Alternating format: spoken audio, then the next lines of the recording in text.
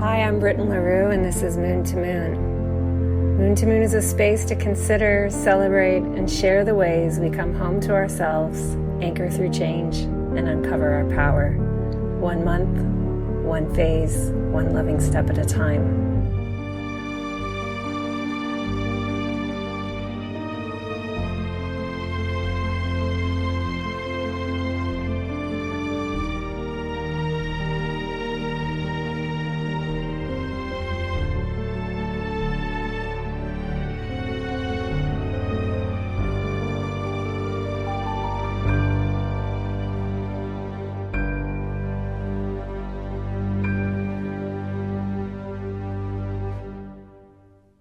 Dear Moon to Moon, welcome to the first Dark Moon download ever that is also a conversation. I'm going to use this introduction to lay back into a Dark Moon download vibe, as an opportunity to meditate with what's alive in my heart here at the end of this lunar cycle, and allow this meditation to also be a love letter to a book, to a story, to a writer, and to a framework that is at the heart of my service. It's the heart of my craft. It's the heart of everything that I do and that I put out there.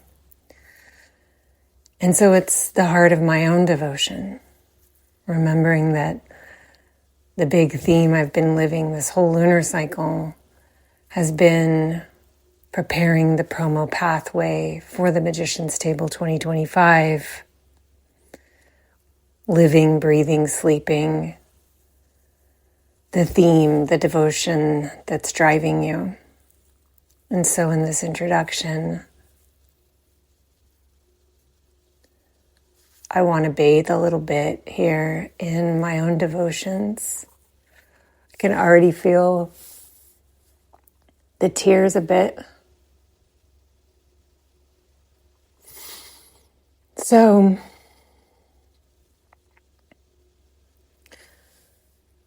the episode that you're about to hear, the conversation, is a very Gemini-flavored, sort of Piscean as well, fun conversation with me and 3 of the participants last year from the Magician's Table, Tara, Mariella, and Laurence, each of whom came to all of my book club gatherings for the shared text of the Magician's Table, the Speech of the Grail. A journey. Oh gosh. Is it Pisces season or what?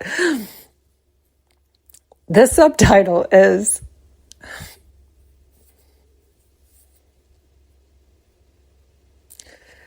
A Journey Toward Speaking That Heals and Transforms, by Linda Sussman. And in the 4 years that I've held the Magician's Table, these gatherings have been very, very meaningful. Usually they get pretty intimate, because the Magician's Table is very intensive. Understandably, many magicians are like, I don't have space for this. Because it is a dense text. And it kind of takes a bit to really let it drop in. And you can only read a few pages before you fall asleep, or you've just taken so much that you have to put it down. So it is, it ends up being a thing where there's a lot of intimacy that comes by the end with those that made it through. And my guests today were like the core group that made it to the end with me in the Speech of the Grail. And we had very meaningful connections through that pathway together. The Speech of the Grail is a book that came into my hands probably around 2019 when I was in my apprenticeship with the astrologer Adam Sommer, Sommer. Adam has a podcast called Holes to Heavens. And he was suggested to me by a tarot reader and witch who recognized my love for archetypes and the deep stories of astrology as like primarily what I'm interested in. And she had said, I think you probably love Adam Sommer. The first episode I ever listened to of his podcast was on Chiron and Aries and preparing ourselves for Chiron and Aries. And at that time, I was moving into a scenario where Chiron was going to come on my 3 degrees of Aries ascendant. Meanwhile, I was having Uranus coming up onto my 2 degrees of Taurus Chiron. So I was going to have like a bunch of Chiron information. And Chiron had absolutely put me under a spell. Like when I learned about Chiron, I was like, this is it. This is what I care about. Chiron was a centaur. He was abandoned by his parents, who one was Saturn and the other was Valeria Nymph. And they were,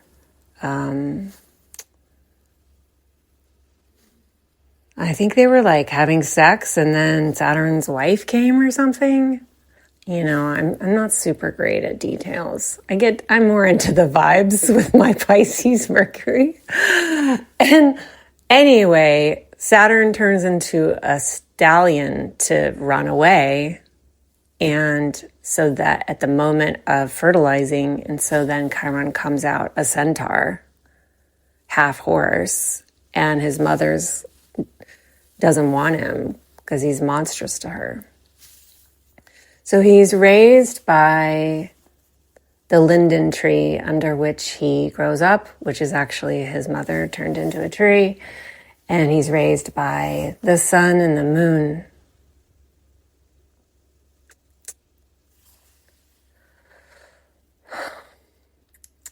He's raised by the plants. Oh gosh, here we go. Anywho, Chiron ends up becoming a great healer from learning how to care for himself. He didn't feel like he belonged. He didn't really belong to the centaur community or the human community. And he just grew wise. And in the healing arts, but in also many arts. He created his own curriculum for being here.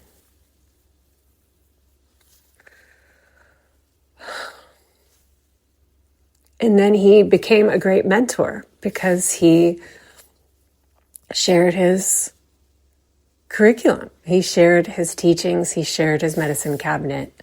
He shared his practices. He shared his tools.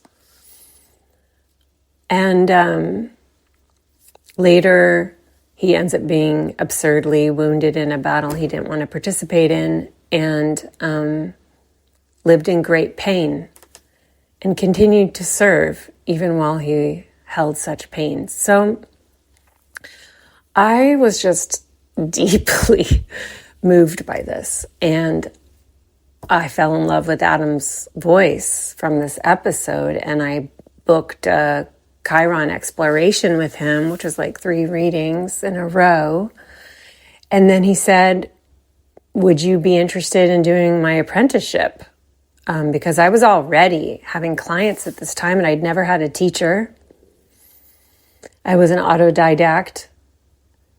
I would say that my teachers were the planets, at least vis-a-vis relating to astrology. I had a teacher for intuition. And really enjoyed my explorations of astrology with Adam. It was a one-on-one year-long commitment, and we doubled the pace because I was so far along already. And his apprenticeship was usually 2 years, and we did it in 1 and completed. And in that time, we just had lots of great conversations. And I told him that I was becoming very interested in the Perceval myth and that it was captivating me. And he also was very captivated by Perceval. And he said, well, the best book on that is The Speech of the Grail. And so I got it and wept and cried as it taught me about becoming the kind of speaker and space holder and human being who is ever across from someone else that I wanted to be and to allow to unfurl within me, existing in me already, as it does all of us. So thank you, Adam. Here at this dark moon that began in Aquarius, for me, this is such a huge lunar cycle because we reconnect with our hopes and dreams for this world through the Aquarian frequency. And we get serious about taking our channel seriously so that we can listen and understand our instructions for being on the planet Earth and what we're here to bring to it, to help these humans. A lot of humans are having a hard time. And in this kind of accept you're an alien kind of way, you're an alien that landed here in a body, you receive instructions from the invisible, the galactic, the astral, the spirit world. How's your relationship going to that instruction channel? And how are you doing holding yourself, being both a human being and a being here with instructions to help humans, to help the earth? So I have been, deep in that contemplation this whole year, really. I mean, the Crystal Ballers, my other podcast project, is very much about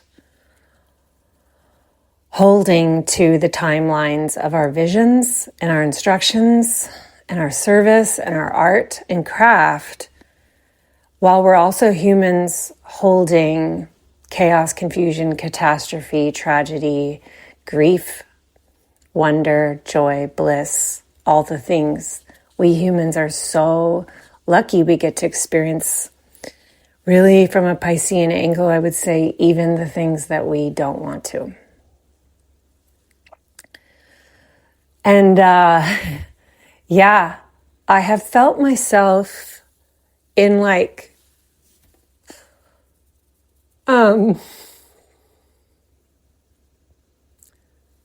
the most spectacular devotion. I've been so grateful for this invitation from the Magician's Table to focus on devotion and notice devotion everywhere in others. I find it extremely moving to connect to devotion frequencies in others. And I've been seeing it at myself so much, and it's felt really good. And I felt very supported from humans and non-humans alike.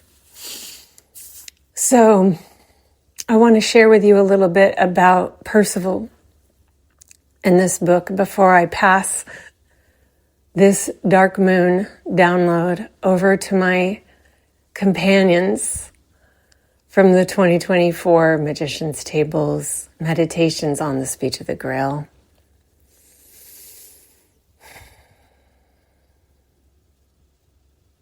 So, when we're talking about Perceval and we're looking at this book, it's really okay to hold in one hand a kind of eye roll about like, oh yeah, another like European-based hero journey celebrating the masculine. Like that's what it looks like on the outside. Yeah, that is what it looks like. And it's understandable that for some it's like, I can't get past that. Like I can't go further. I'm not in a place where I'm in the mood for a masculine hero's journey. I get it. I get it. Holding that in one hand, and as multidimensional beings who can look at things from many perspectives, what about inviting it in? Maybe experiment with what's going on here, because it is so much deeper than that. This story is not perfect. And that's part of the point that Sussman's making, is embracing imperfections as part of your journey in life and becoming a speaker who heals and transforms from their beingness. In part is being able to laugh and have compassion for yourself and hold the parts of you that, yeah, maybe it's not going perfectly. Like, nobody said we had to be perfect here. And this book doesn't have to be perfect either. So,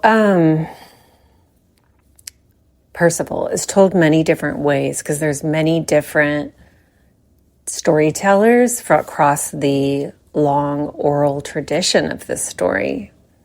And so Sussman is only looking at one particular storyteller version, but there are many. And when I first heard the story, I just heard the gist of it.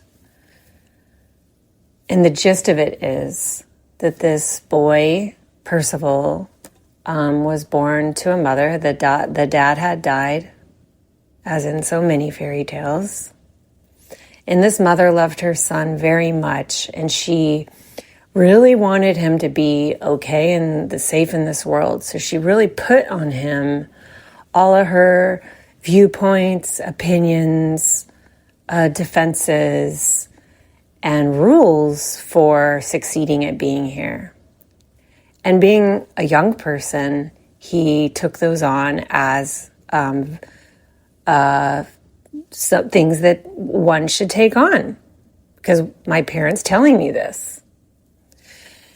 Then he goes out into the world. He sees a knight and he wants to experience a quest. So he begins to go out on a journey. So he leaves home. He leaves home, which is an initiation.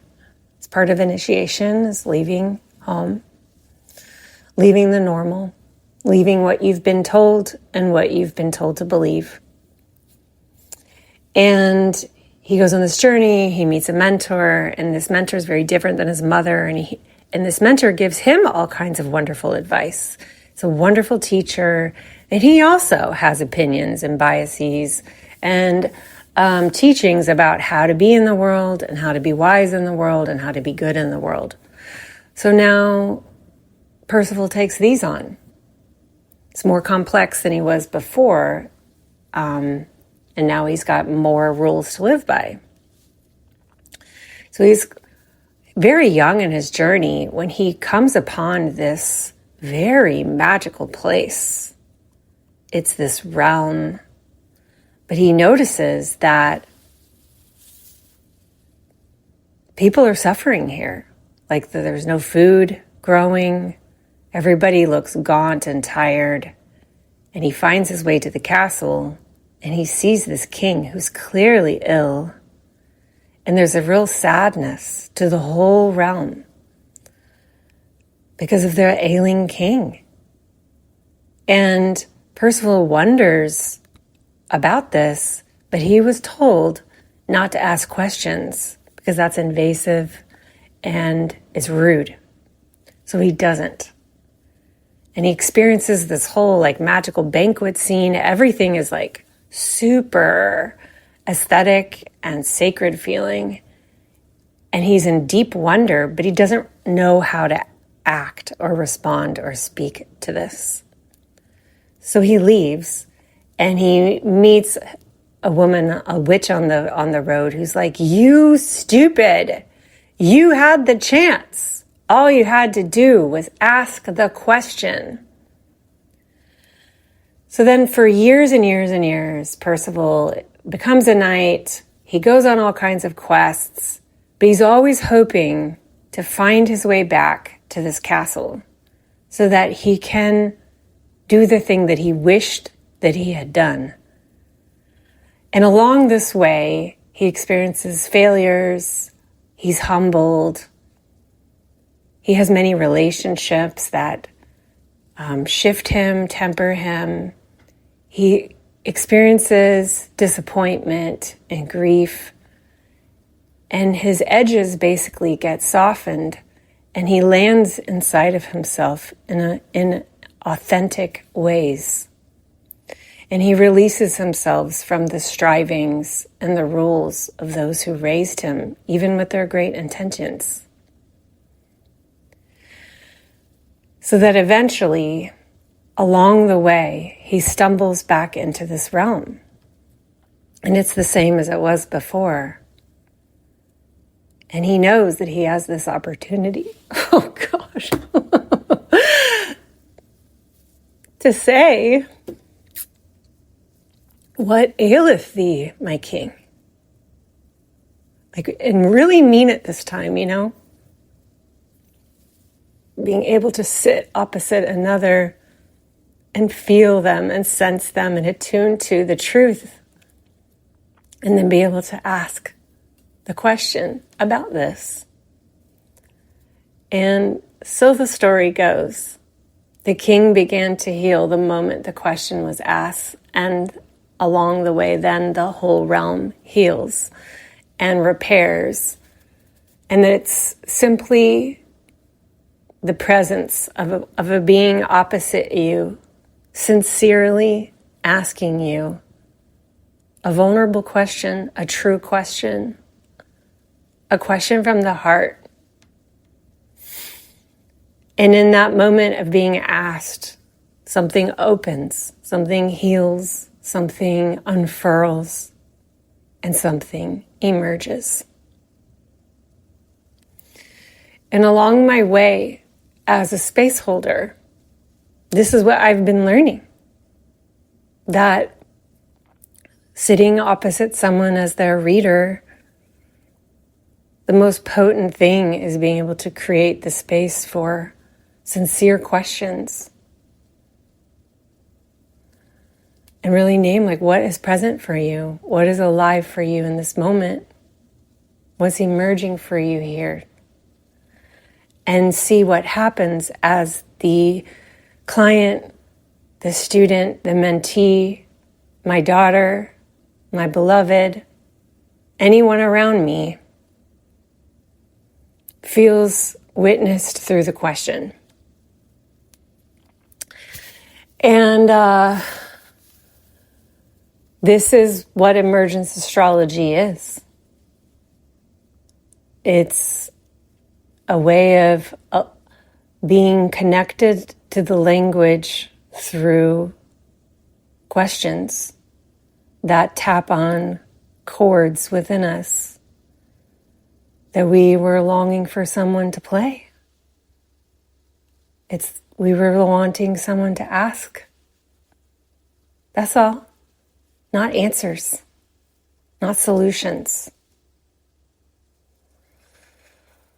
Oh, it's so powerful. So this book is this meditation where it really, chapter by chapter, she divides each section into 3 parts so that the first part is like the actual, this is what happened. And she tells the story. It's just, this is what happened, storytelling. Then the next part, she begins to elaborate.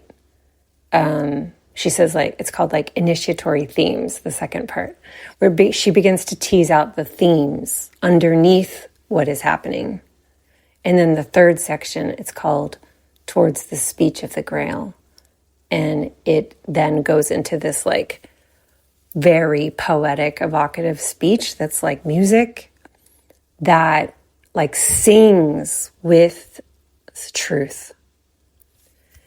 And it's so beautiful to return to it every year because I can come to it emergently. I get to come back to it from where I am now, having been shaped by this text for many years now. And I'm that much further in my journey. I'm that much further in my humaning. I've had this many more experiences. I've died to myself many times. I've emerged this much differently. And then it touches on these chords again. And being able to do it in community is so beautiful.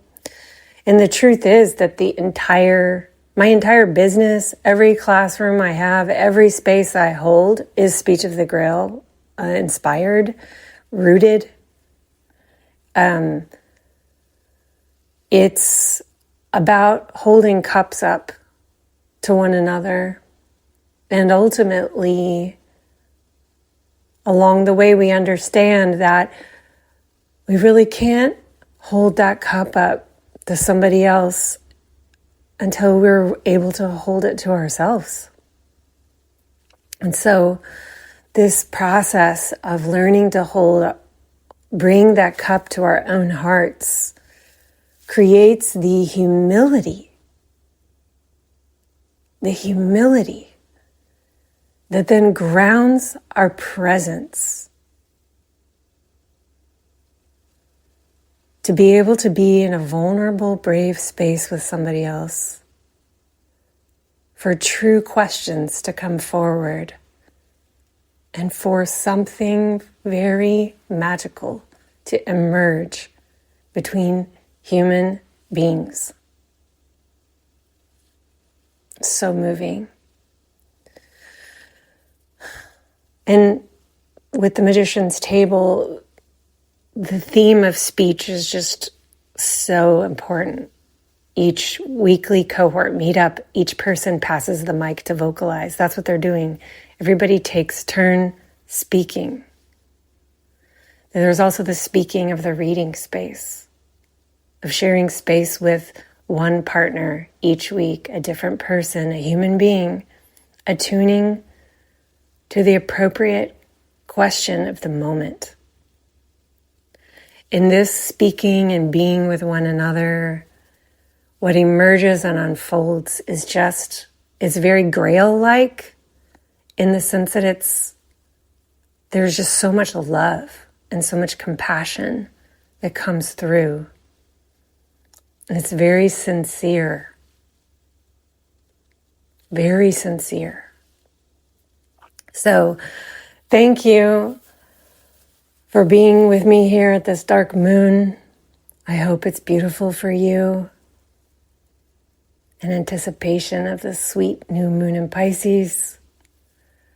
If you're thinking about joining the Magician's Table, I hope you will Come through that door with your spell, with all your sincerity and your big heart at the new moon, starting 6:45 p.m. Central. Everyone on the wait list will get the link to apply. Please bring your application through early so that you can guarantee your spot. And now I'm going to move to our conversation. Thank you, Mariella. Thank you, Laurence. Thank you, Tara, for going deep with me here and bringing all your sincerity and your big hearts so we could be nerdy mystics here together. Each of these magicians introduces themselves in the conversation, and I also have their bios and all of their links in the show notes for you to be able to connect to them and learn more about them. Thank you so much. Enjoy.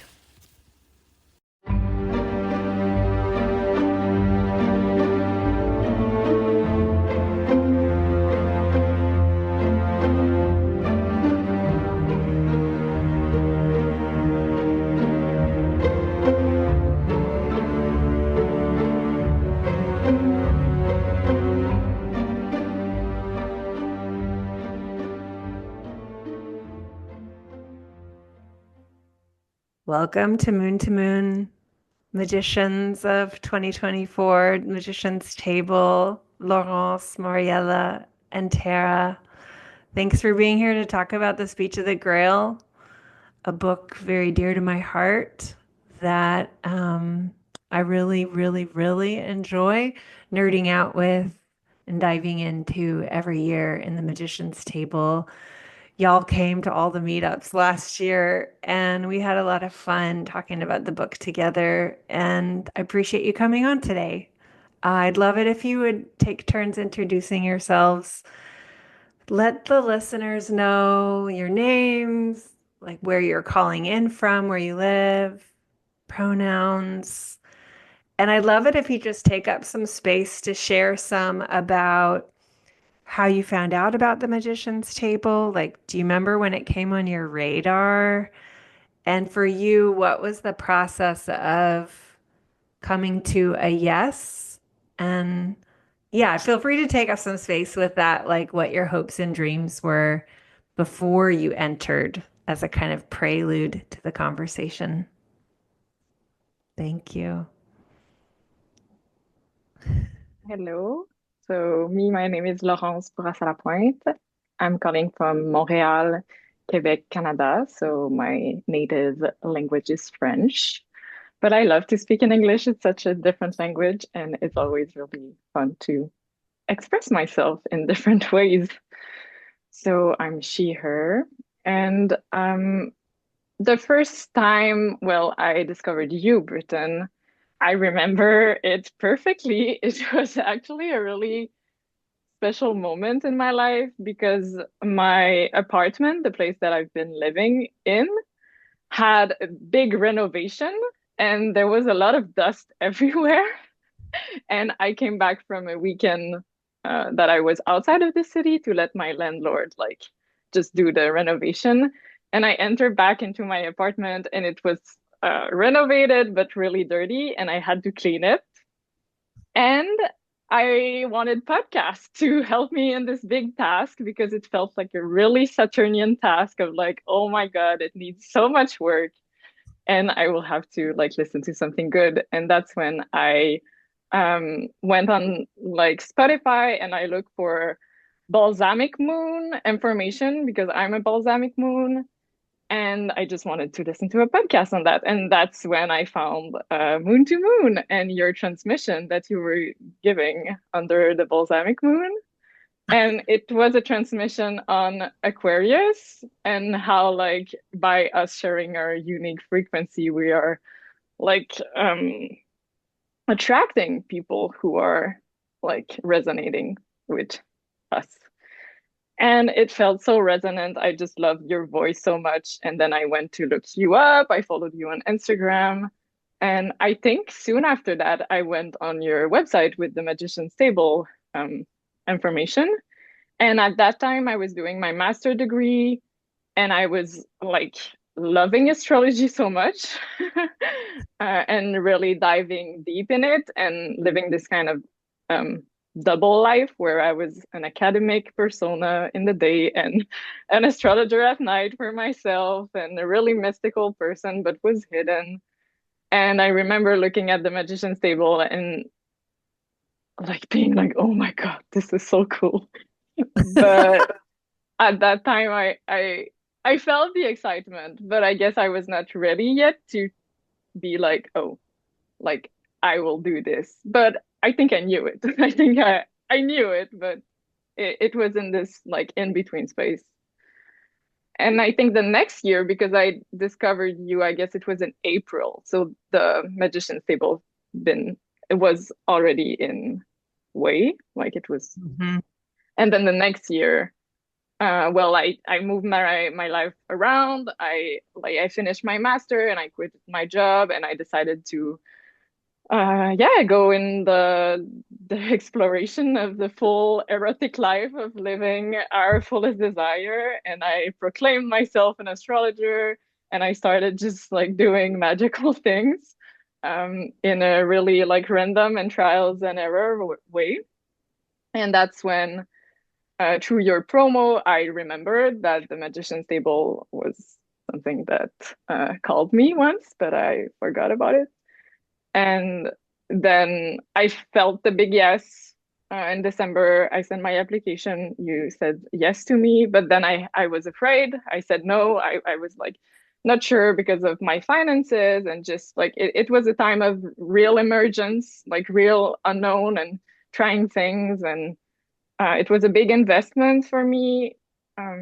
So I wasn't sure, but again, I knew that I would say yes, I guess, but my mind was not able to think about the reason, like not the reason, but like the how I could actually do it. Uh, the logical mind was like, it's impossible, but my being was like, no, of course it's a yes. And then Mars entered in conjunction with Pluto on my natal Uranus, and I had the biggest sacral yes of my life. It was just like all the logical mind was like, we'll figure it out. And I said yes. And it was yeah, the best yes I said in my life because I met my soul family and two of those beings are here with me and I'm so happy. And it just expanded my life so much. So yeah, that's for me. Well, thank you for sharing. I guess I want to pick that up right there, Laurence. So my name is Marielle, and I actually don't only have the two of you guys, Tara and Laurence, in the room with me from the magicians and the soul family, star family that I found through the magician's table last year, but also I have like Sigrid over here, like physically. So yeah, we kind of connected across the oceans. So I'm calling in from Germany, and also for me as well as for Laurence, English is not my first language, German is, but also I like it to kind of have the option to, because I feel like it expresses in a different way, because the languages are just different. And so it kind of accesses other areas of the consciousness. And yeah, as for me, I've been doing energy work for the past 5 to 6 years as my main source of income, as my main calling, as my main, this is what I do. And so for me, actually, Britton, I found you through Jonathan Coe, whose philosophical content I love to devour. And I think I first came for Seeding the Year. And I love that there's just so much content to dive into. And I think what drew me in was also this like being on the edge of like between those interfaces of like academia on the one hand as one world, and the spiritual realm and all things soul and past life and multidimension and alien on the other, and to kind of bring both together, that they don't need to be separated, that they don't need to be tabooed, or like, okay, this is allowed but not this, and in this realm you are allowed to do this but not in this realm. So like just bringing it together.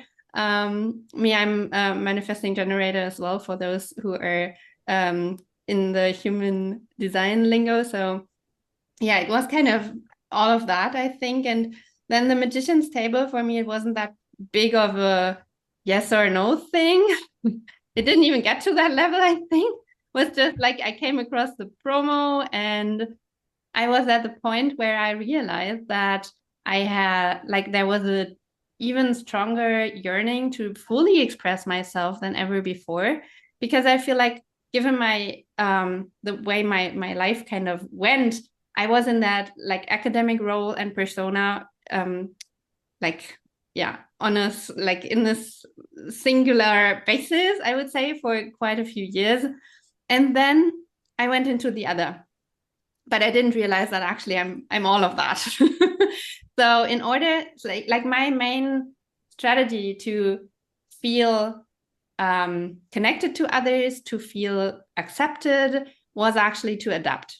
So in order to feel a sense of belonging, I chose to adapt to whatever realm I'm in. I'm a 12th house sun as well, so it's kind of what we do. We blend in, but also it's nice to know what's my real structure, what's like really me, what I am, also when others aren't around.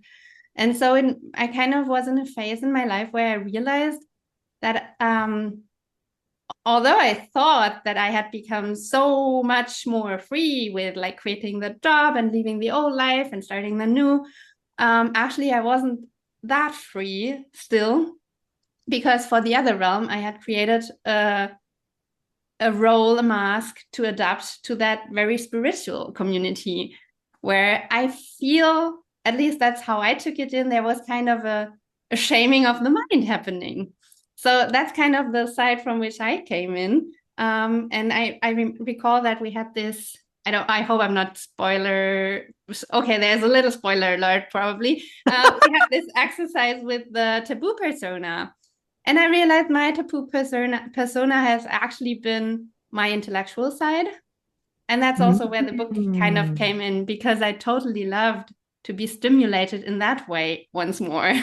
Because I feel like it does something like there, yeah. For me at least, I need to be present with my brain as well when I digest Linda Sussman's complex ways of describing and bringing everything together. And so, sorry.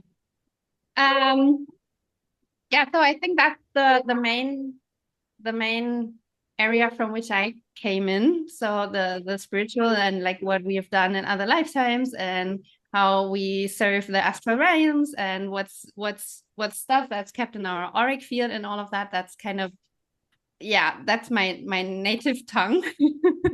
But then to kind of allow myself to be all of it, and that I don't have to trade one for the other, but to become all of it, and to own that.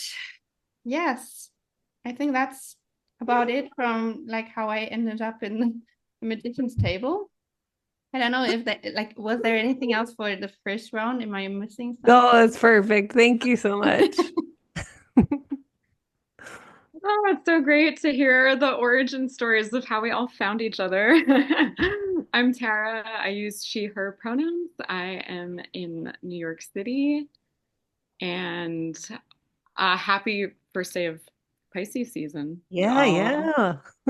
No better way that I can think of to bring it in.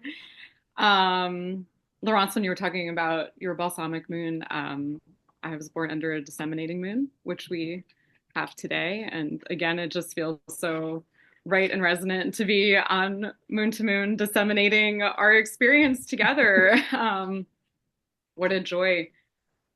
Okay. Remembering. So, Britton, I discovered you in a story that I've already told you countless times, because it just brings me endless joy to think about it. But being very much in a phase of not all who wander are lost, but maybe I'm lost. Hard to tell. And following a friend into a boutique, and just this table was laid out with the most beautiful array of books I've ever seen. And it was your 12 workbooks for living the signs. And at that moment, I wasn't even clear what my own big three were. Astrology was something I'd done as a kid. I didn't really find supportive resources for it in the 90s. I was finding a lot more of the same kind of like shame-based overculture language that I had turned to the esoteric, looking for an alternative for anyway, in the materials available at the time. So it had kind of been a part of myself that like fell away. But I looked at these books on the table and I knew that I needed all 12. And one day I would have all 12. And at the time I got the Pisces one for what at the time I knew it was my sun sign. Now I know I have a giant Pisces stellium with Jupiter in its domicile and Venus in her exaltation, and my lot of fortune is also there, as well as Mercury.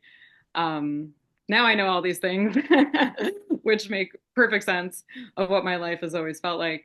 But it was in reading your analysis and retelling of the sealskin soulskin story, which you held up as an exemplar of what it feels like to move through the world with this very Piscean frequency, and the poignancy and the loneliness of being in the world, but not necessarily of the world, but not really having language or stories for putting your finger on that. I just remember reading that, crying at the beauty. You know, so if you had weeping at beauty on your Pisces bingo card, go ahead and check that off now. And just being like, who is this person? Like, what? Like, there's another living, breathing human being on planet Earth right now that knows about these things and feels them and thinks them. And it's not just me. What? So that was like the game changer moment. And, you know, here we are because of the beautiful domino effect that set into place. And in terms of Magician's Table, I was such a no. So I'll speak to that part. Everybody who thinks it's not for you, but maybe it's for you. I can represent that demographic. I had, you know, I was listening to Moon. Oh my gosh, Laurent's so similar. I needed something to clean the kitchen to without losing my mind. And I was like, that would be my Moon review. Nothing I rather clean my kitchen to, which I don't mean to trivialize it. That's a big deal. That's a great gift to give people. Moving that much closer to enlightenment while you clean your kitchen. These are not small things. So yeah, so I was just like absorbing your words, you know, through the books, through the podcast, and then, you know, dipping my toe in the containers, watching replays a lot, because I was even that person who's like, well, no one needs me live, you know, I'll just get it, you know, I'll get the recording. But my first hint that I would have FOMO about Magician's Table came from when you started doing promo for it in the Aquarius Moon to Moon episode last year, and you were talking about the wolf howl, and that you actually don't find your people from staying hidden. You get out on the edge of that cliff and you howl your loudest, weirdest, most unapologetic, authentic howl, and that's how you find each other. And we found each other. Morning Cohort is just such a living testament to the wolf howl works. So anyways, that was my first hint of FOMO, though, because I was like, what? Like, oh, that sounds so fun, but I don't have a modality, you know, at that time. Like, I'm not a reader, I'm not a medium, I don't have a modality, so I guess I'll just be sad that everybody's hanging out without me, and I'll, you know, catch them in the fall for the Moon to Moon course. But then, Britton, you reached out to me, and then the wonderful mentor and just beautiful, wise soul, Samar Jade, reached out to me. And I'm so grateful that you both could see something in me that I couldn't see, which is I have Chiron and Saturn squaring my sun, and I have a hard time seeing myself. But that's the beautiful thing about Star Family, is And that's the beautiful thing about the Magician's Table, is that as the weeks go by, your cohort reflects yourself back to you so that you finally can't miss it anymore. And what you've been all along is reflected back to you from so many different angles that it's like, oh, I get it now. So yeah, I think I'll put a pin in it there, but it's wonderful to all be here. Oh, so sweet. Oh my goodness. Thank y'all. I love, love, love hearing the behind the scenes origins. That's so beautiful because I feel like it illuminates a period that, we don't know what's coming, right? Like when you're in that period, you don't know it yet. Like now you can talk about it and it's like speaking the lore, but before, when you're in that phase, there are no guarantees, you know? So it's so beautiful to receive. Thank you. Yes. So let's turn to our beautiful text that we have here. As our whole selves, as the nerdy mystics that we are. Hashtag nerdy mystics. Totally. Yeah. The Speech of the Grail, A Journey Toward Speaking That Heals and Transforms by Linda Sussman. And this book, I don't know if I ever shared with you. I think Megan Woods asked in one of the meetups, "How did you find this book?" And I found it as a reference from my teacher Adam Sommer, Sommer. I was asking about if he had any books on the Grail mysteries or on the Percival, because I really wanted to get deeper into it. But if you Google it, I mean, there's so many books on this story. So it's kind of overwhelming with where to begin. And so Adam had said that this was his favorite book. I got it and was obsessed with it. And since the first Magician's Table, it was like, oh my gosh, what about a book club? So thanks for being part of my book club fantasy. So, yes, for listeners who don't know the book and who maybe don't know the Percival story, I mean, it's stories plural because I believe there's so many different versions, but I'd love it if y'all would share, like, how would you describe this book to someone who is just like they see it on your coffee table, or you're just casually trying to catch someone up on the basics?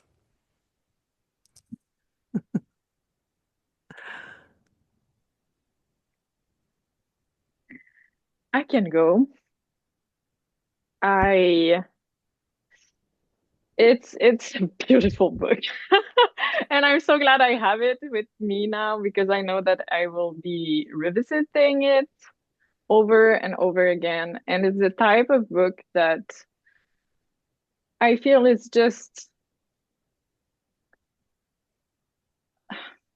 it's it's material that the moment we look at it sends us back a reflection of ourselves and where we are in our process. Because I see this book and I see any type of book that is taking a rich old story and starting to explore it as like I don't know how to express it, but like a deep dive into what being a human is through the mirror of the being who is writing on it. So this book is the story of Percival looking for the Grail, through trials and errors and initiation And then the author is doing this amazing work of doing a resume of the story as it has been told, and then sharing what she sees in it, looking at it through her own lens. And for her, she is looking at it through how this story is about a journey towards speaking that heals and transforms. So it's all about that lens that she takes, because the Perceval story, it is just like anything in life and in human and in stories, multifaceted, and it could be interpreted. Like I'm not the biggest fan of interpretation. I don't know really why, but I guess I've put this word on the meat hook for now. And I'm really I'm gonna go back to it, I guess, at one point, but I'm really enjoying more the world exploration, because I feel it's way more like expensive, and like because for me interpretation is like it's holding things down and saying like this is the truth of this text, while exploration it is like this is a truth that I'm seeing in this text. And so if someone was to tell me what this book is, it's for me, well, and then I would say to personally how I feel about it, it's a big inspiration also on how we can look at everything in life, be it our own stories, being the stories that others are telling us, and learning through the exploration of those stories, how we find ourselves in it, and how we can access tools to accompany us in our own journeys of discovering ourselves, of discovering life, and of being initiated in it. Mm. Thank you, Rose. Yeah, anyone else want to go?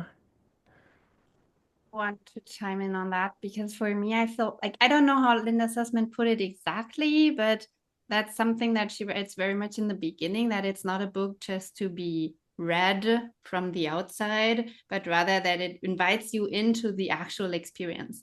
And so that's where she had me. Probably it's the foreword or something, I don't know.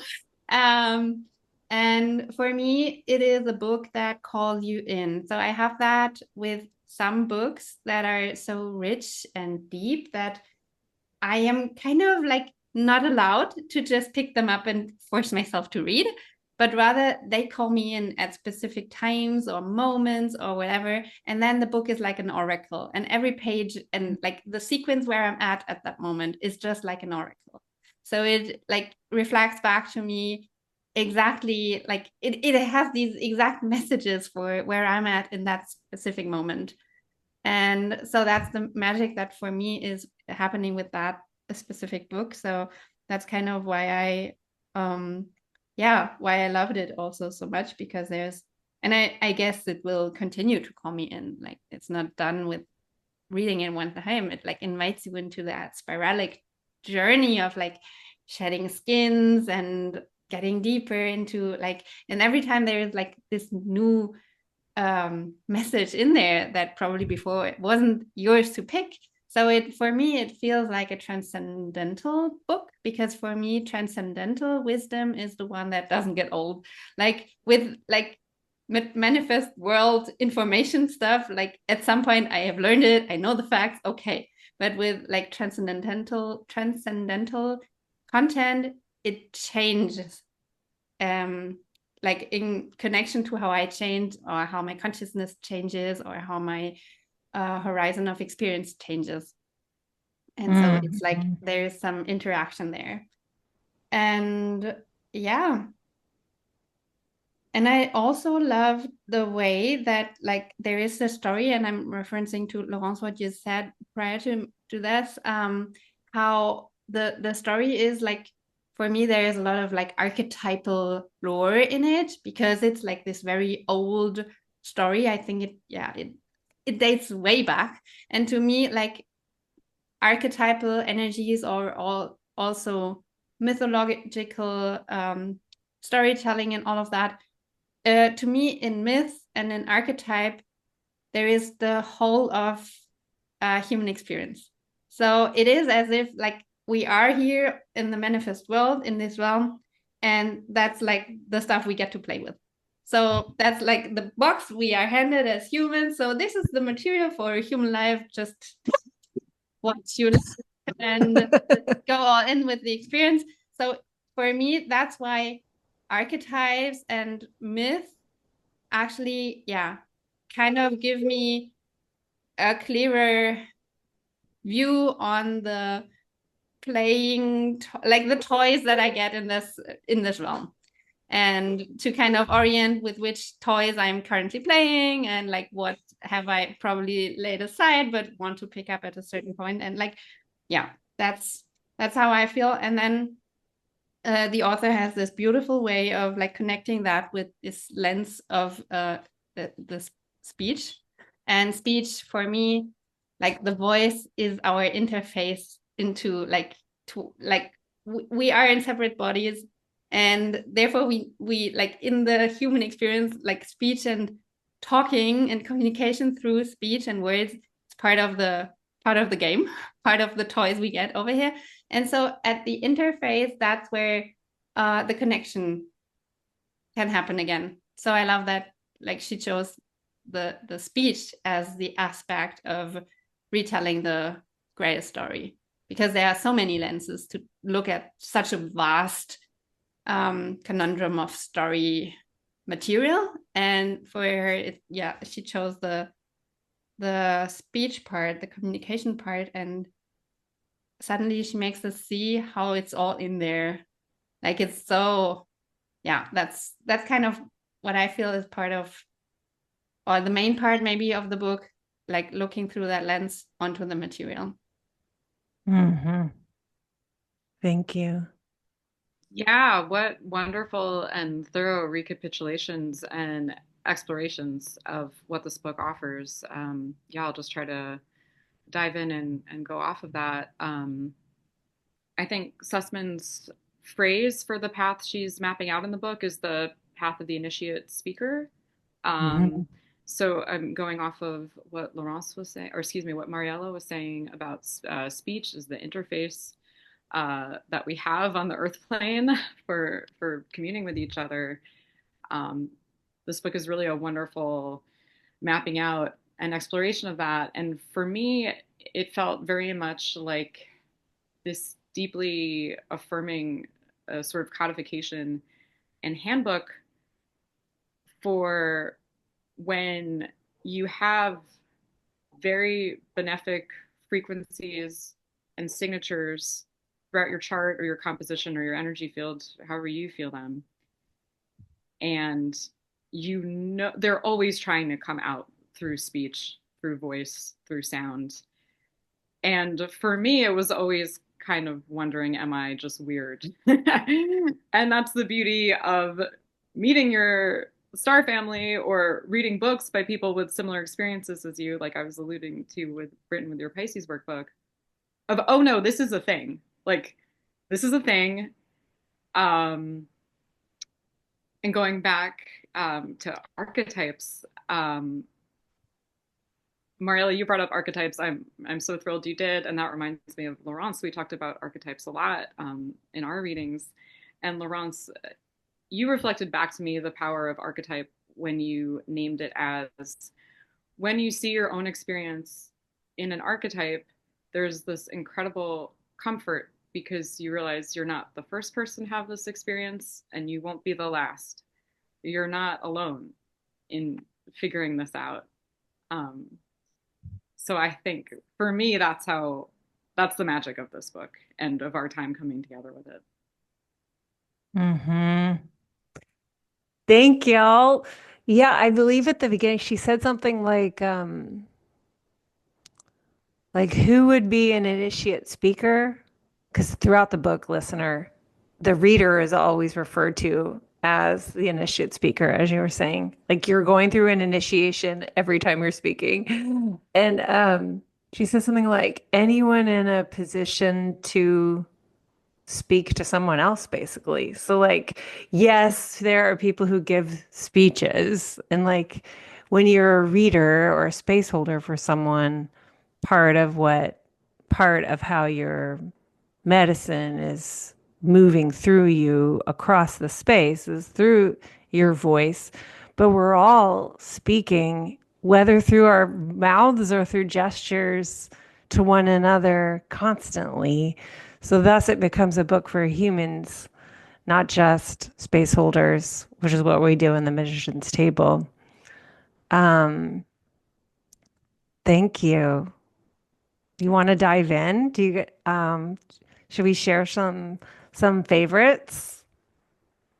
I already I tried to hold back, but actually, when you guys were talking, there were already so many quotes that I felt like slurring around. So we had this, like in the beginning, Britton, you spoke of that space in between, like before the actual experience and before the evidence gets in, that's where you leap.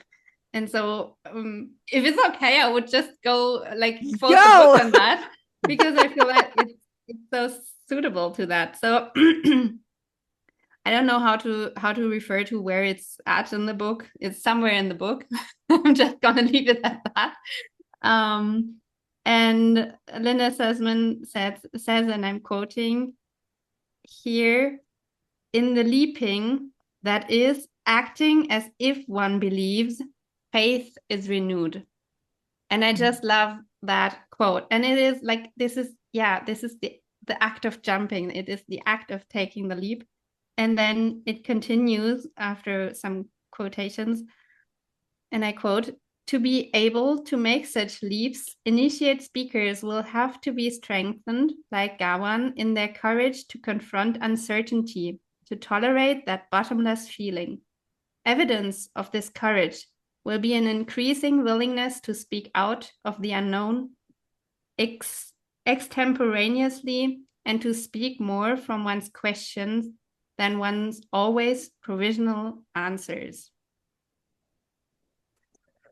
So I wonder if that was in that part about because listeners, there's a section where like the story switches to the viewpoint of Gawain rather than Perceval, and it's like another.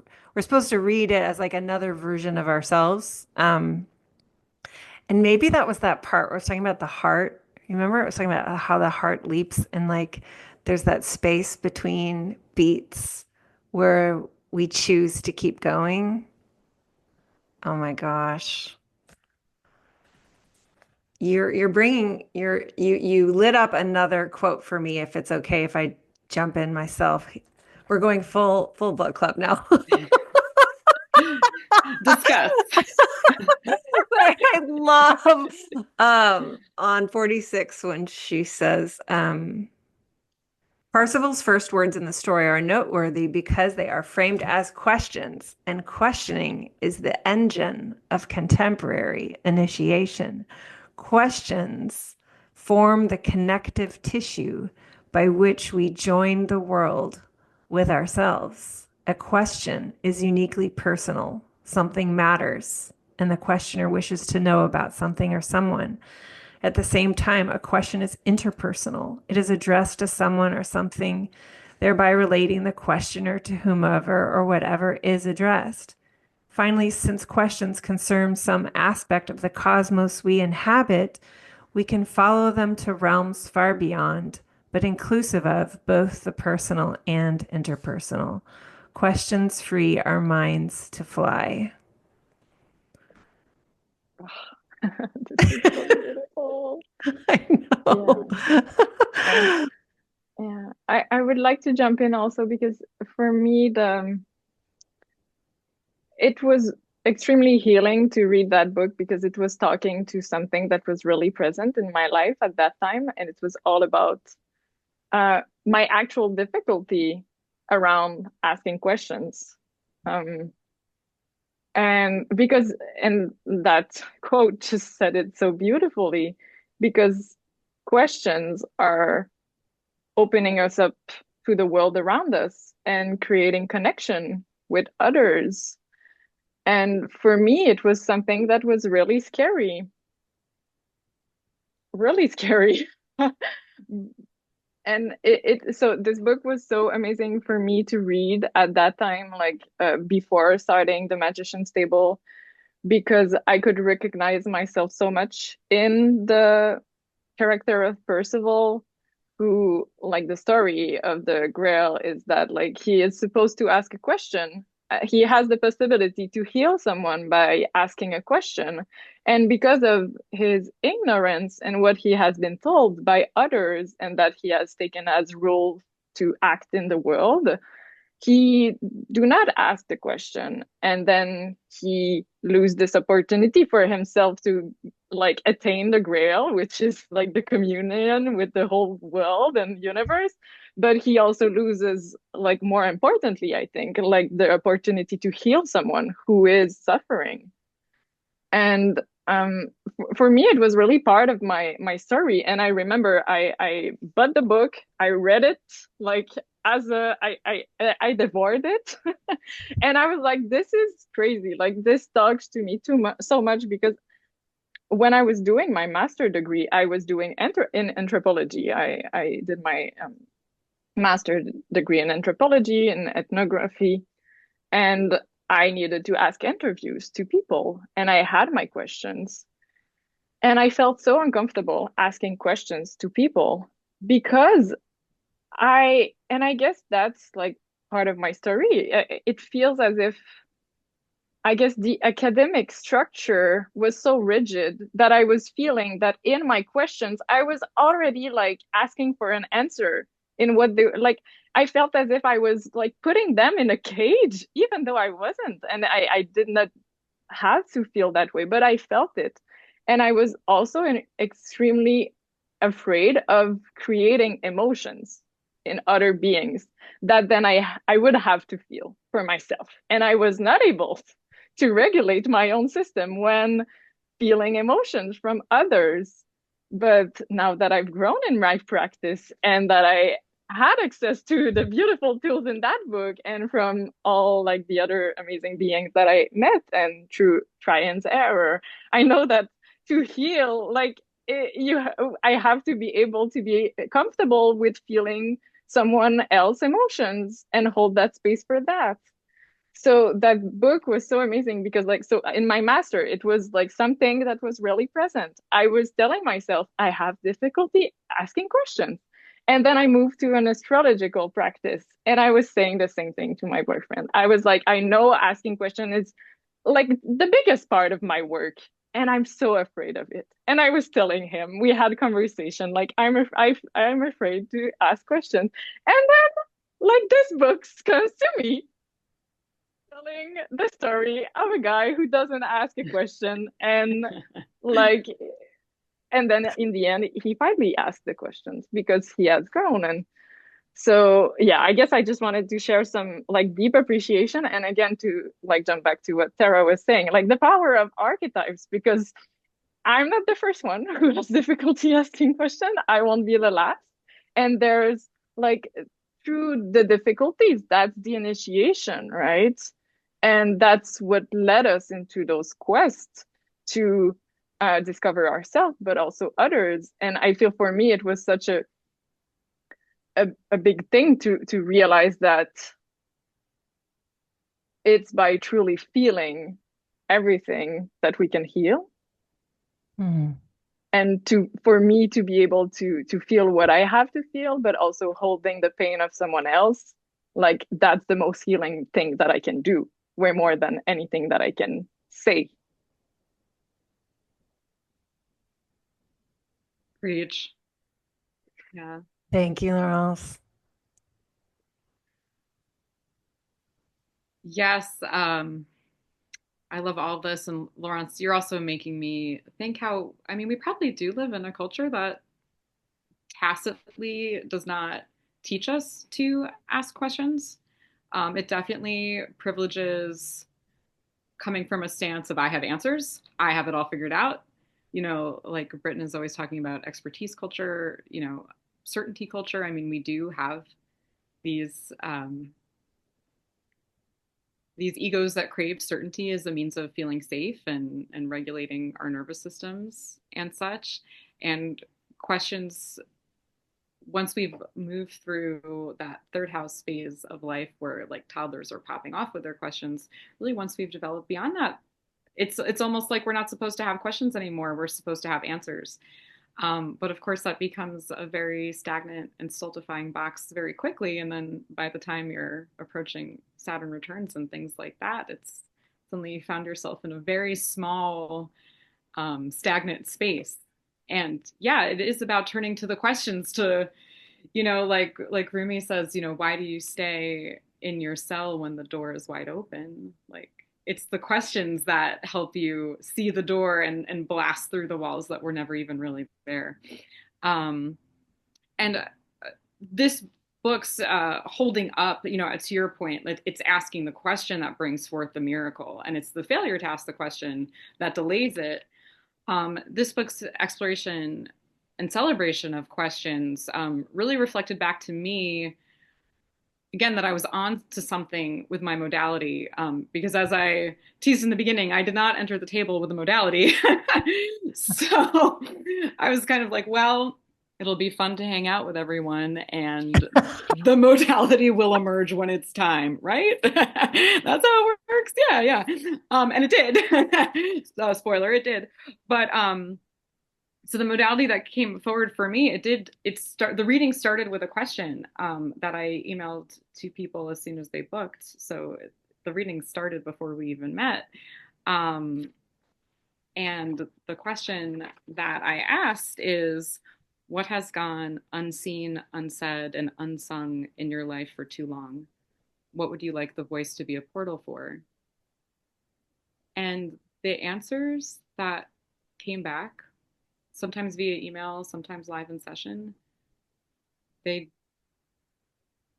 privilege of having that information shared with you so you can witness it, I can't say in words how moving that is and what an honor that is. And it really showed me we're all so magical if we ask ourselves and each other the right questions. Then we'll know. Then we'll get to see how magical we are. And we'll get to see how much love is in everybody and how much pain. But pain is also just kind of another side of the coin of love. Pain is, like people say about grief, pain is love that didn't quite find a channel to come out the way it wanted to. Yeah, and it's the questions that open those channels back up. Thank you, Tara. I think for the questions I wanted to kind of add from the book, because actually like asking the right question is like this centerpiece of the story of Perceval.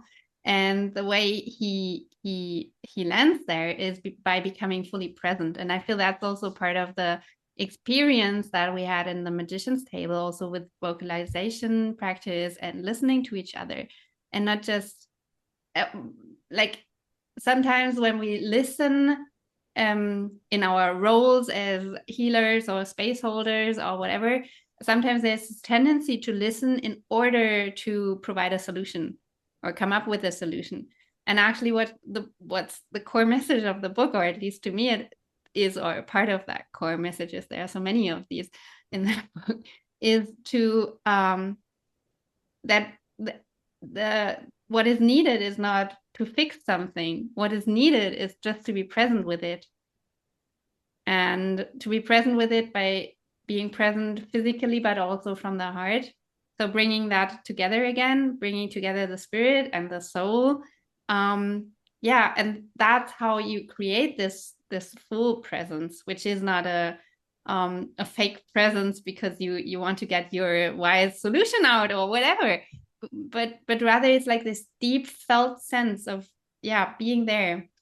And then I feel it has a lot to do, or for me personally, of course, with given the story that I already shared, it has to do a lot with bringing stuff together, bringing ends together, like bringing the question together with the wound, bringing kind of connecting the dots, but also internally connecting the dots of who you truly are, like all of you. And once that is done, I feel like it's actually the prerequisite. It's like it's what is needed to then be able to hold how the world wants to develop, which is, we have heard of that there is not just one truth, but multiple truths. But as long as I'm dispersed in all of the parts I am, and all of them like being separate from each other, I get overwhelmed if there's more than one truth. I can't hold that. And to me, like on a larger scale, collective, evolutionary way I'm looking at our human experience, I feel we are moving like out of the age of information into the age of intuition, which means, of course, there will be more and more and more truth. So bringing us into full presence with ourselves is actually what creates this core stability within ourselves, to then be open to that very destabilizing energy of many truths being true at the same time. And for me, like, truth is a perspective, is a lens through which I can look at the whole. So the more truths come together, the bigger the excerpt of the actual truth we can access. So yeah, that's kind of the pathway that I'm sensing in the story. Yes, and I think that's also speaking so well to modalities like internal family systems, somatic experiencing, where through the questions you meet all those disparate parts and you hear from their truths, and they get a turn to step forward, whether it's an energy that's being held somewhere in your body, or it is a part that we would recognize like an exile or a manager. They get their time through the questions, not through being told, why can't you be more like this? Where there's no magic or no alchemy in that.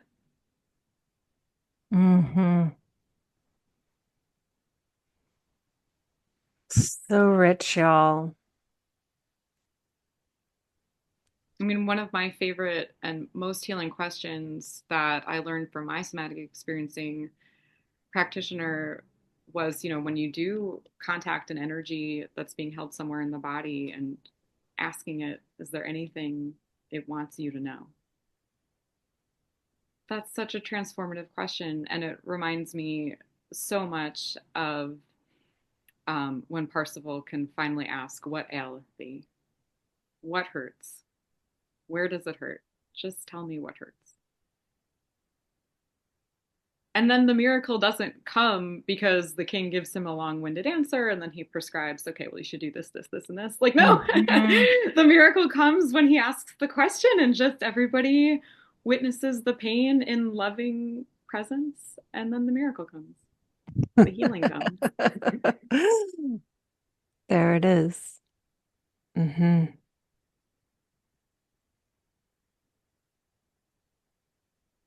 I have another passage. Please, yeah. So yes, Mariella, you got us on track with the leaping parts. Definitely one of my phrases from the book is, you will have to force your horse to a mighty leap.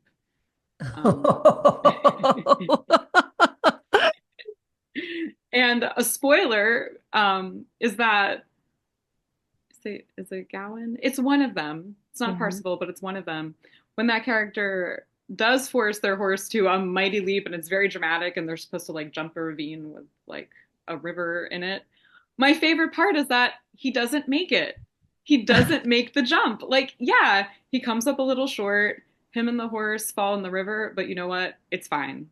You grab a branch, you swim to shore, you and your horse dry off. And what did you learn? That you're none the worse for wear for making the leap.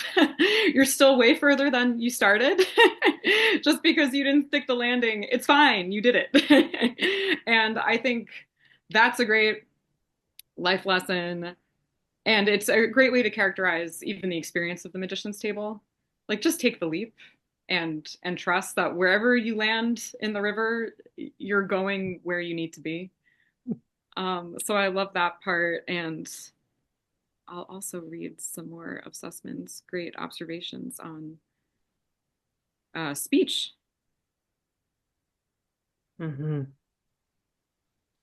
Responsible speaking, though often metaphoric and sometimes even poetic, will tend to be plain rather than fancy.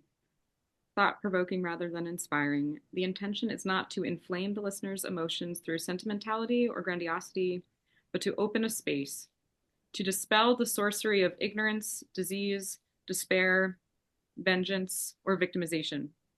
The initiate speaker invites the captives to walk out of such prisons and take a new path.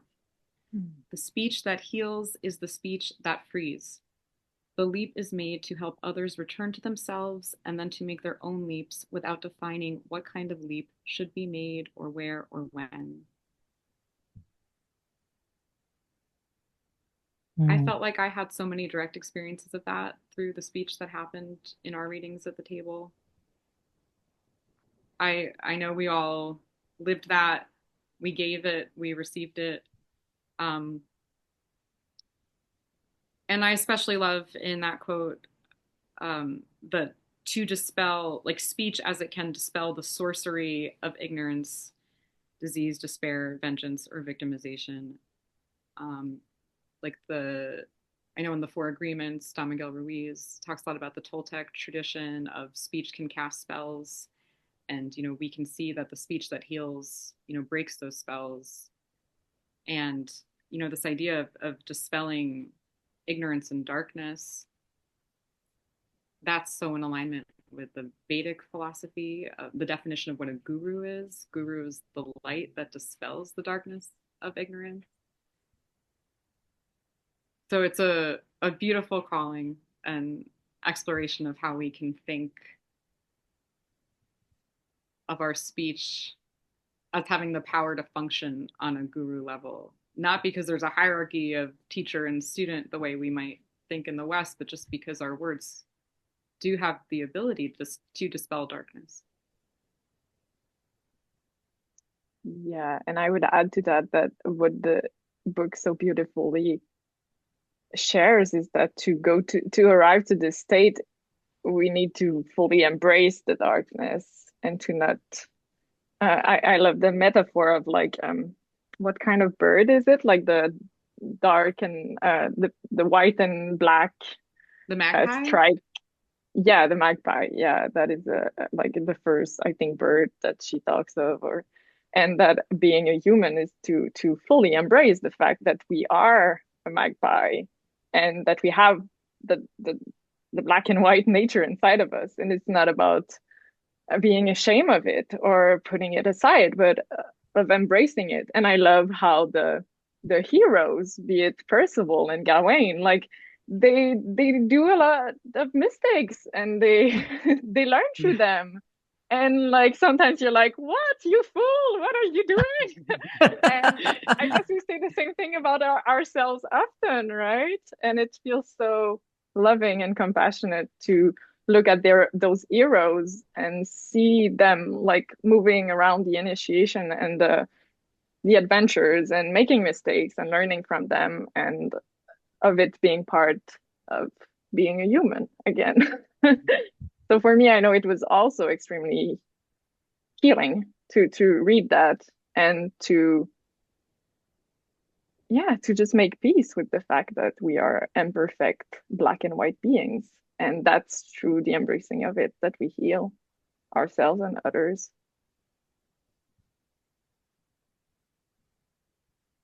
I think I could add a quote to that. Go for it. Because somewhere in the book, she says, Perceval goes backward so he can move forward and not for the last time.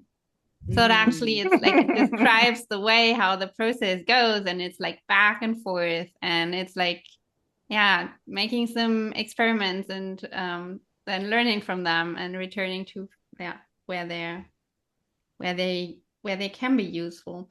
And also at some point, she says that like we need to also to overcome our fear of appearing foolish for not judging, because it's like and I'm like, probably I'm gonna quote first. So there's this one passage where she says, the speech of the Grail can be spoken only by a truly free human being. And therefore, the first part of the journey has less to do with actual speaking than with becoming free, a process that is never complete and must, to some degree, be recapitulated however briefly, many times. To be truly free, one must not only be able to question and to choose ethical conduct in all action. True freedom also requires imagination. And then later she says, strengthening of imagining can best be conceived as inner listening. So with becoming free, what it also means is to become free of all that's predefined in terms of this is how we need to act, this is what we should say. And therefore, and that's like, again, very, very much what I personally took from it, is to allow myself to be there as a human being, instead of being there in a role, being there in like some formal conduct.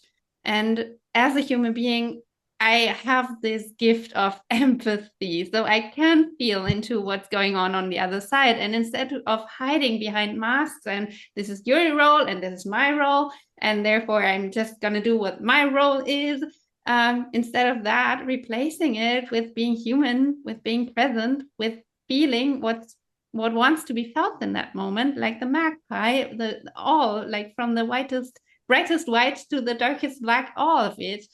And yeah, becoming free to me also means that like we let go of all the judgment. And I feel that's also something that's very present in the Magician's Table, because with the vocalization practice, we are in this experience of really being witness without being judged. And then it's like, for me, it feels like that, like small space where that's happening and where that's like very consciously so happening, because people are aware of all of that. People are already somewhere on their process of becoming free with all the reiterations. And from there, we get used to being able to trust our voice, even in the most vulnerable moments, because like trusting your voice when you know what to say, when you are prepared, when you made up that beautiful speech in that role where you know that's like exactly what needs to be said, it's one thing, and it's beautiful and it's nice to achieve that and all of that. And also trusting your voice with the raw stuff, with the emotional stuff, with the spontaneous stuff, with the stuff that you didn't know would come up. I feel that's where you really lock in that self-confidence. And so you have this space where you kind of like learn to swim, and then you just know that you can swim. And all of a sudden you find yourself in the midst of the deep seas, but you know how to swim, so what's the big deal? And you do so very automatically. So you just establish that practice, that habit of free speech, of being human in any given moment, and then you apply it like everywhere you go. Yes, and in terms of how to achieve that trust that lets you have that freedom in the moment, my guiding quote that I keep coming back to is from you, Mariella. It's something you said at one of our informal meetups, because morning cohort could not get enough of each other. And I remember, I think Laurence asked you something and you responded that it's our responsibility to decondition the shit out of our channels. And that has just always stuck with me as like, yes, like I don't have to obsessively, hypervigilantly plan, okay, should I say this? Like if this comes up, I say this, if X, then Y. Like if I just keep my channel squeaky clean, then I just get to have the trust and the freedom of what will come through in the moment. And I feel like that to me has become very much my paradigm for Ace of Cups, because I started pulling the Ace of Cups a lot as the table was winding down and we were concluding with the book. Yeah, there it is right on the cover. We were concluding with the book, and our last, Wednesday vocalization, our last chance to address each other and say goodbye, but there's no such thing as goodbye, was coming up. I started pulling Ace of Cups a lot at that point, and I knew it was a reflection, confirmation of this idea of like, when I keep my channel squeaky clean, when I decondition the shit out of it, trademark Mariella of Inspire Me, then I know this Grail speech can just pour through. It can pour from the source that is inexhaustible and keep pouring through. Oh, I That love is, that. And sorry, I was just saying that this is the inner listening that's then happening. that's something that I wanted absolutely to say also about this book is that like this book taught me how to channel. Actually, talking about like keeping the channel clear, because that's mostly what I discovered during TMT is that like I was doing astrological work before, but I was feeling uneasy around it, and I think that's why I was having like there was a lot of conditioning in my channel and around the way I was supposed to talk about the planets and what I was supposed to say during an astrological reading.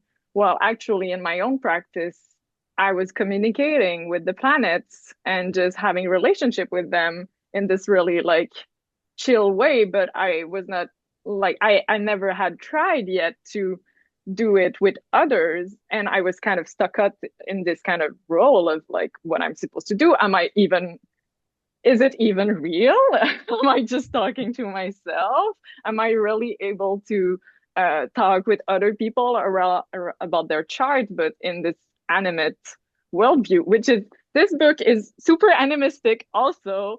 It's witchcraft. It's like it's everything good. It's transcendental, as Marielle said. It's like it's so good. But it's kind of hidden because I like it is hidden in this kind of academic format too.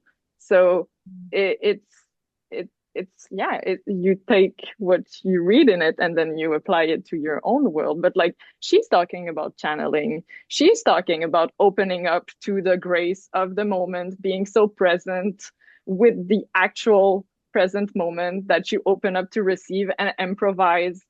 And I know that for me, that was my whole journey in TMT. At first, I was channeling the planets on my own, connecting with the person I was doing the reading for, but before. And then I think it was after my fifth reading, of course, five change. I was like, okay, this isn't working. And then I decided to do it in live. Like, okay, let's just try to channel the planet in real time with people, and it was amazing. And like I knew how to do it. I just needed to relax and trust and open myself and let the magic happen. And I feel like this book really helped me to learn that that's how that's how speaking can work, because of before all the conditioning with academia and all that. Like I remember, like I just had this moment with my boyfriend this morning when I remember the first presentation I did for my master. I was so stressed. Like the night before, I was crying in his arms. I was so stressed. I was so afraid of saying something wrong, of like making a mistake and explaining a concept in a way that would like annoyed others, because I was feeling like I needed to perform this really strict way of doing and saying things. And if I was not saying them in the right way, I would get like bad reviews and and I told him that like this morning, and he was the best because yes, he really held me in my pain and just give me a hug, and it passed. And then he told me, okay, practice, and I practiced, and it was the next day it was good. But it felt for me such a like, wow, now I'm going on a podcast speaking in another language. I was not stressed. I was not afraid of like saying something wrong. I knew that the only job I had was to be me. I was just here to be me and share what was present for me. And it's freedom, right? Mm. My modality is me. The frequency holds. That's so powerful. Well, y'all, are there any other quotes that you were hoping to sing into the space? Do you feel complete with your Sussman shares?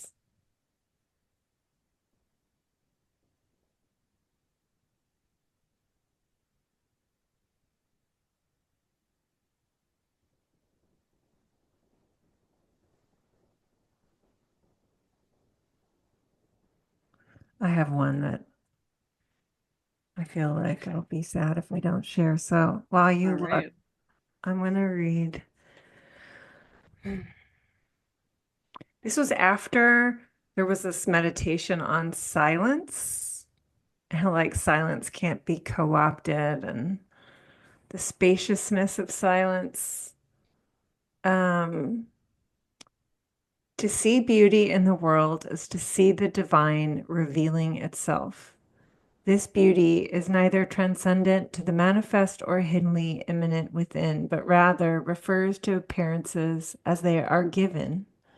Beauty is thus the very sensibility of the cosmos, that it has textures, tones, tastes, that it is attractive. The speech of the heart is animated by the speech of the world. The eyes of the heart do not find nouns in the world, but verbs. The heart is moved because it perceives the world as moving and gesturing. The verbalizing heart orients itself not by labeling and declaring the independent, isolated existence of objects, but by joining the dance of interrelationship that verbs presuppose. I did like a crying face emoji in the margins. Oh God, the verbalizing heart. Mm. I Yeah. think I also have one which I really need to get. Yes. And it Share. also feels kind of like rounding off that like content part. I don't recall what you said about the structure and how it will unfold from here, but somehow it feels like we're rounding off something here. So, and this quote is, "A true vision always leads the individual into service of the community. Not only the human community, but also the earth and her creatures." And I feel like with that, like how the vision is connected to serving, to being of service, to being in service for humanity, for earth, for cosmos, universe, creation, evolution. I feel that's so important. And this is what happens when we decondition the shit out of our child. That we actually end up serving the whole. Thank you. I'd flag that page myself. Me too. I feel all my favorite quotes, you've said it all. So I'm like, I'm good.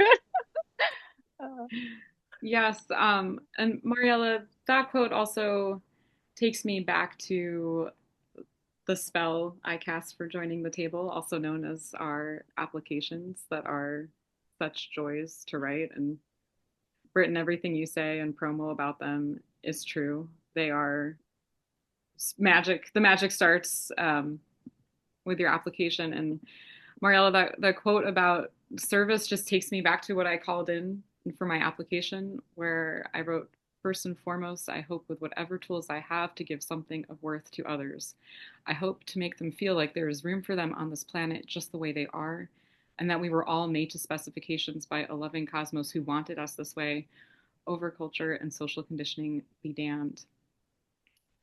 And I pray to meet the community that I am meant to walk my path with here. May I be a blessing to their path as they are to mine." So that quote just takes me back there. And, as I said at our final Wednesday vocalization, because Brittany gave us the prompt to go back and look at our initial application before, and reflect on it as we now come to the close of the table. It's like, yeah, it came true, Oh, that's so beautiful.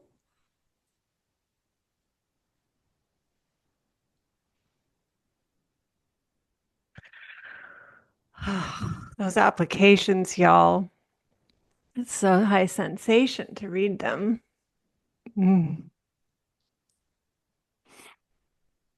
Laurence, do you have one more you want to get in for the road?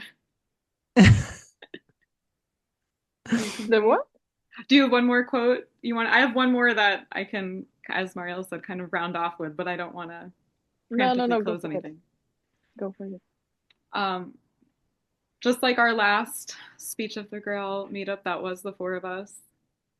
One of the quotes that meant the most to me was actually a footnote, which was, I think Tauber writes in he's quoted in one of the footnotes, "If I were a king and did not know it, then I would not be a king." And for me, that's what the Magician's Table gives to us, that we finally know our own sovereignty and we can look back at the great before where we didn't know what we were. So we kind of wandered the world without a clear vision of how valuable our gifts were and without a clear awareness of the calling to hold them in their sacred sovereignty. But then you come to the table, you receive gifts from others, you see how your gifts land with others, and then you know your own sovereignty and you can never not know it ever again. That's so beautiful.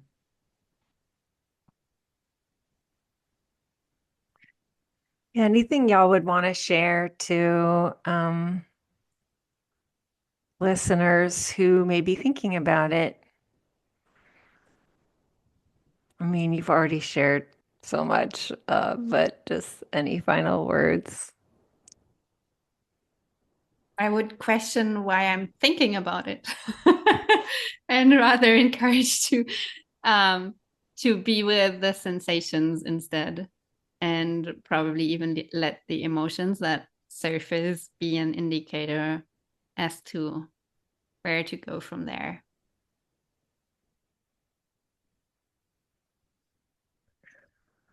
Thank you. Yeah, it's not a super logical, a logical move. Yeah, I think I would encourage them to jump, because where there's fear, there's also high, yeah, everything is heightened, like high emotions, and that it's definitely an adventure that is gonna bring them probably to all those places that are really scary to go, but also all those places who are like just waiting for them to go there and to like be fully like discovering themselves in new ways that are amazing and life-changing, really.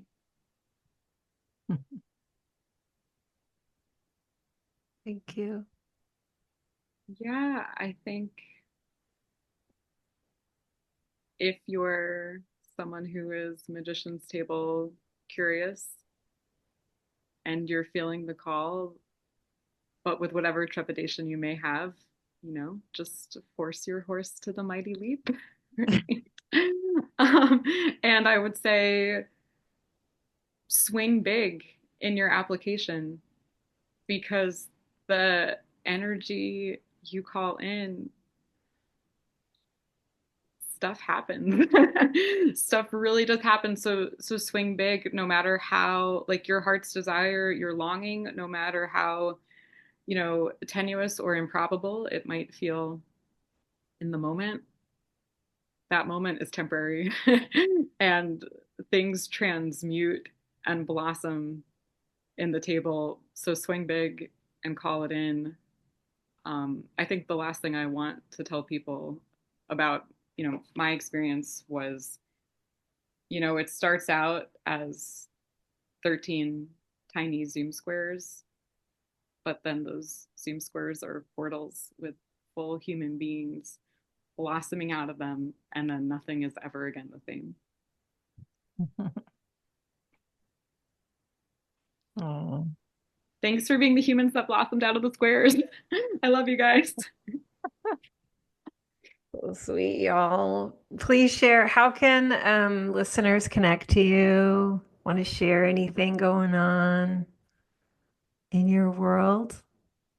We'll also have links in the show notes. So for me, this is a really exciting time because I just reopened my services yesterday. Oh, Yes, because after the Magician's Table, I was like, yes, I've got this and I know what I'm doing. And then I realized I don't know what I'm doing. And I took a big break, and it was exactly what I needed to really find myself in the void and burn everything and then let things get reborn in a form that were really an extension of who I am.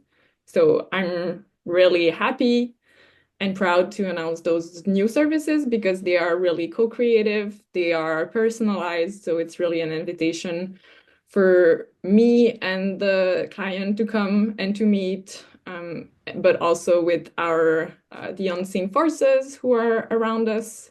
So it's a co-creation with all of those ecosystems that meet and that create a service that is accompanying, yeah, like beings in their own path, and to help them connect even more to those forces, animate forces that are around us. So I'm calling myself a creatrix of bridges between the worlds because I open the path, but then it's to the others to continue those relationships because they are there. They always have been there. So yes, that's what I'm doing right now. Congratulations. Thank you. For me, yeah, with the links, I guess that will be easy to just look up. So I have that YouTube project that actually started at the table where Tara is sitting right now. When I get to visit you. And other than that, I have an English like website where most of my current offerings are published if somebody wants to read in. And the most important one is not yet on that because it just dropped a couple of days ago and is still due for proper grounding. But it's basically it's it's basically somewhere in the stuff that can be found online already. So I call myself an explorer of consciousness, and that's also the kind of the service that I provide. I have established my own framework, which is called Sacred Self-Gravity, which is all about using all of life's experiences for getting to know ourselves and freeing everything that we are. So a very pragmatic and yet very otherworldly approach, I would say.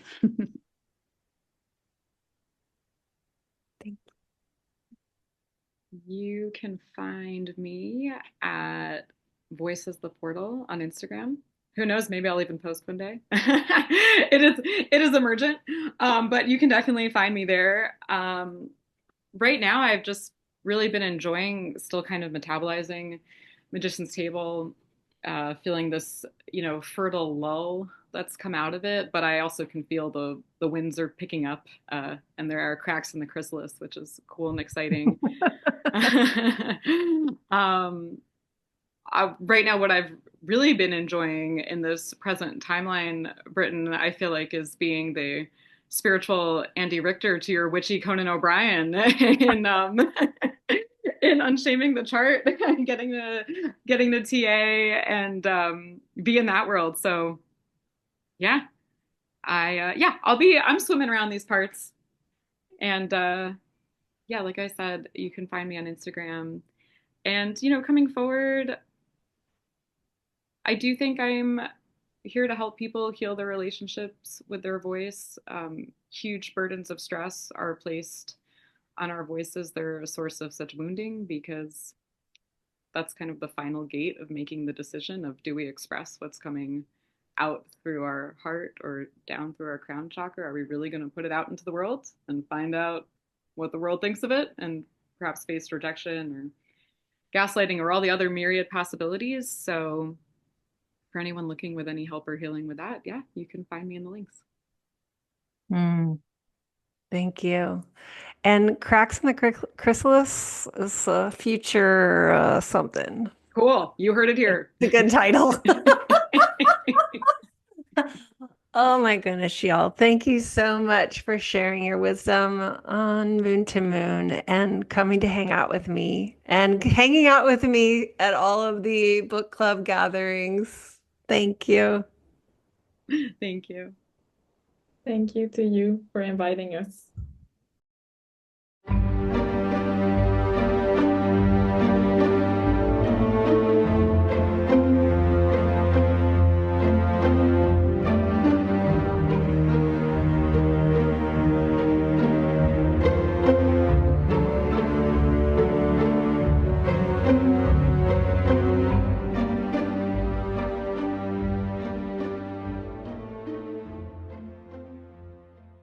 Thank you, thank you, thank you for being here with us.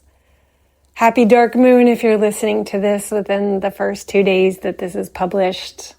My heart, my heart, my heart, my heart.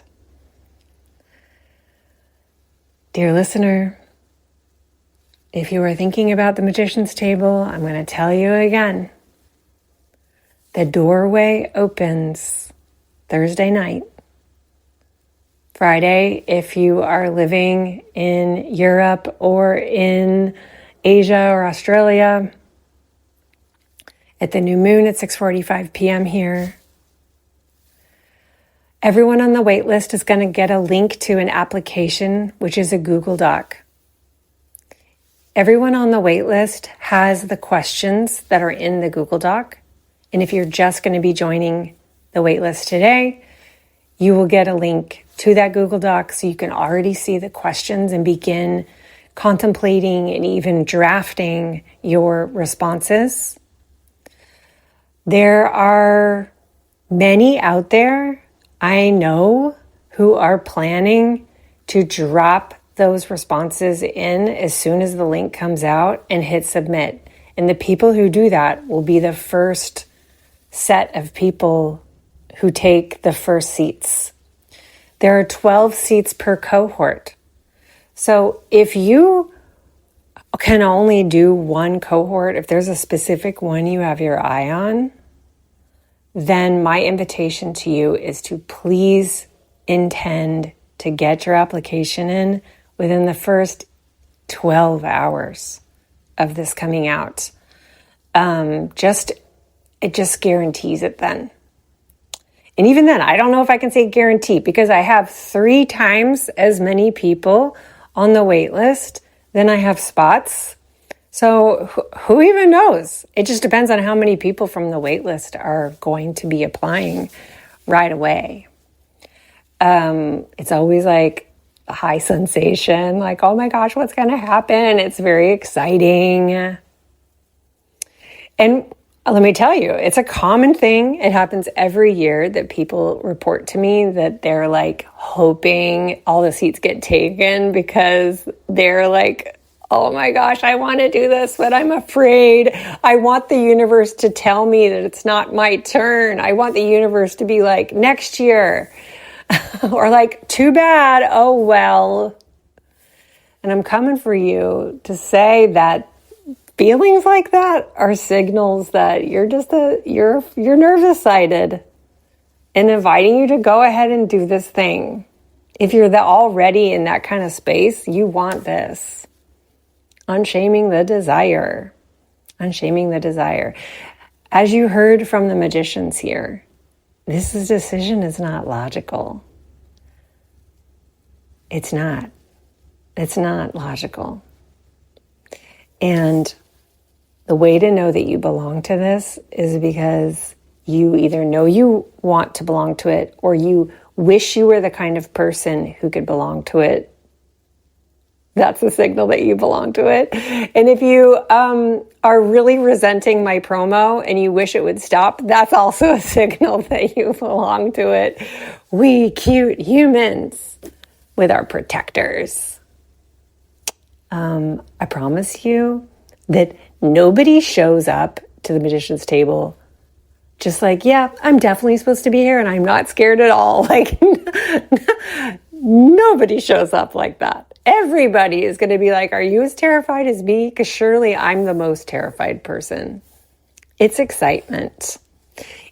There's many parts of you that, know is going to be big and your world is going to change. In the Failed Magician episode, I talked about how we, quote unquote, self-sabotage because we're terrified of our own power. Why? Because we know our world will have to change. So sometimes it's a not now, and sometimes it's a not ready. When we think you're not ready, you're ready. You're just scared. And you sincerely want to receive from this and be in a place to hold it. Sometimes there is not capacity. And that can be part of a not now. And sometimes there truly is just this sense of like, I'm going to do that, but it's not this year. And that's really powerful too. I always give myself the right to be doing what I'm doing for the last time. It's very likely I will do the Magician's Table again in 2026, but y'all know that part of emergence is being alive to the present moment. And I don't do containers that I don't want to do anymore. So I'm just dropping that into the chat, not to be urgent or threatening, but just naming so that you aren't surprised if I ever decide I'm not doing that thing that you were thinking you were going to do with me one day. Because I do quit containers and compost them. I've composted like really, really, really powerful, amazing things because it wasn't alive for me anymore. Yeah, that's emergence too. So, let me think if there's anything else to say. Ooh, I don't think so. I'm just so glad I got to talk about Chiron today and Perceval today. It makes me so happy. I have felt, I'll reiterate, just like kind of amazed at myself these last weeks, like just deep in my devotions for this. Like my to-do lists have been kind of cray, but it didn't feel like it because when I'm devoted, it's like something else is charging the devotion, and the thing that's infusing the devotion, which feels mysterious to me, just like gives me the energy, gives me the focus, just helps me be very discerning and boundaried about not letting anything get in the way of staying devoted. And I don't always feel this way. I mean, just 2 months ago, I was talking about how I felt like I was in a boat, I mean, earlier in the Mars retrograde, but really this entire lunar cycle, I have been just like in sync with this. What is this? It's my devotion to the Magician's Table. That's what it is. Like I said, I said I was going to do this. I'm going to do this. And action begins with listening. I got what I needed to know. I got the instructions. And then just showing up to them. But it doesn't feel like work. It doesn't feel like drudgery when it comes from devotion, Because devotion is infused with this like mystery essence. And I know you know what I'm talking about. And it feels so good to just live in service to that. It just feels so good. And it's so clarifying. Everything else is noise. So I'm so excited. I always get a little sad when promo's over, but it's time for promo to wind down. And then we begin to shift into, okay, we're doing this now. And we will land into the space together. I've been building the pathway out. I've been showing you the signs to the path and then bringing you onto the path so you can move to the door. Now you're all gathered at the door and you have to decide, are you going to walk through? Are you coming inside with me?